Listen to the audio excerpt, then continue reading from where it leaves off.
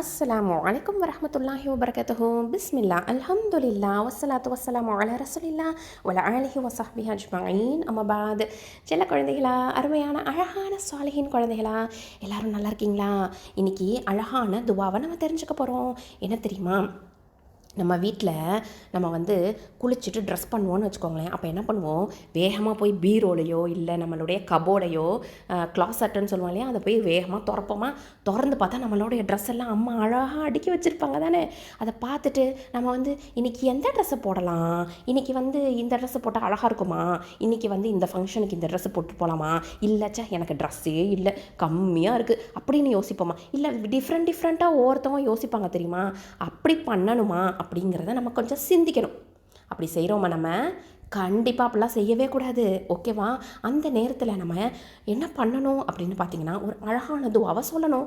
ஒரு அழகான துவாவை சொன்னோன்னு வச்சுக்கோங்களேன், ரசூல் ஸல்லல்லாஹு அலைஹி வஸல்லம் நமக்கு சொல்லிக் கொடுத்த துவாவை சொன்னோன்னு வச்சுக்கோங்களேன், நம்மளுடைய முந்தைய பிந்தைய வரக்கூடிய பாவங்கள், சின்ன சின்ன பாவங்கள் இருக்குது பார்த்தீங்களா, சிறு பாவங்கள் எல்லாமே மன்னிக்கப்படும் அப்படின்னு ரசூல் ஸல்லல்லாஹு அலைஹி வஸல்லம் நமக்கு சொல்லியிருக்காங்க.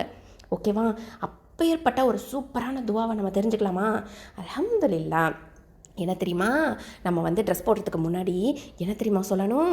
அல்ஹம்துலில்லாஹில்லதி கசானி ஹாத சௌப வரஸகனிஹி மின் கைரி ஹவுலி மின்னி வல குவ்வா அப்படின்னு சொல்லணும். திரும்ப சொல்கிறேன். அல்ஹம்துலில்லாஹில்லதி கசானி ஹாத சௌப வரஸகனிஹி மின் கைரி ஹவுலி மின்னி வல குவ்வா.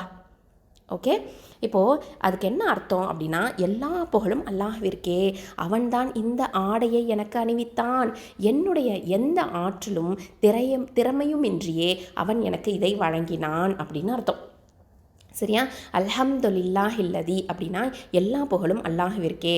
கசானி ஹாத சௌப அப்படின்னா இந்த ஆடை எனக்கு அணிவித்தான். கசானினா எனக்கு அணிவித்தான்.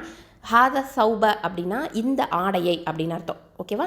ரஸகனிஹி அப்படின்னா என்னுடைய அதாவது இதை வழங்கினான். ரஸகனிஹினா இதை வழங்கினான். மின் கைரி ஹவுலிம் மின்னி வலா குவ்வா அப்படின்னா என்னுடைய எந்த ஆற்றலும் திறமையும் இன்றியே அப்படின்னு அர்த்தம். சரியா? அவன் எனக்கு இதை வழங்கினான். சுப்ஹானல்லாஹ். ஒரு அழகான துவா தானே. அல்ஹம்துலில்லாஹ். அதே மாதிரியே நம்ம ட்ரெஸ்ஸை ரிமூவ் பண்ணுறோன்னு வச்சுக்கோங்களேன். குளிக்கிறதுக்கு முன்னாடி ட்ரெஸ்ஸை ரிமூவ் பண்ணிவிட்டு நம்ம குளிக்க போனோன்னா அப்போ என்ன சொல்லணும்? பிஸ்மில்லாஹ் அப்படின்னு சொல்லணும்.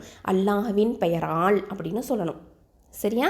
ஓகே, அல்ஹம்துலில்லாஹ். ஆடை களையும் போது நம்ம பிஸ்மில்லான்னு சொல்லணும். ஆடை அணியும் போது என்ன சொல்லணும்? இப்போ அழகான துவாவை சொல்லணும் இல்லையா? அல்ஹம்துலில்லாஹில்லதி கசானி ஹாத சௌப வரஸகனிஹி மின் கைரி ஹவுலிம் மின்னி வலா குவ்வா. ஓகேவா? ப்ராக்டிஸ் பண்ணிக்கலாமா? அஸ்ஸலாமு அலைக்கும் வரஹ்மத்துல்லாஹி வபரகாத்துஹு.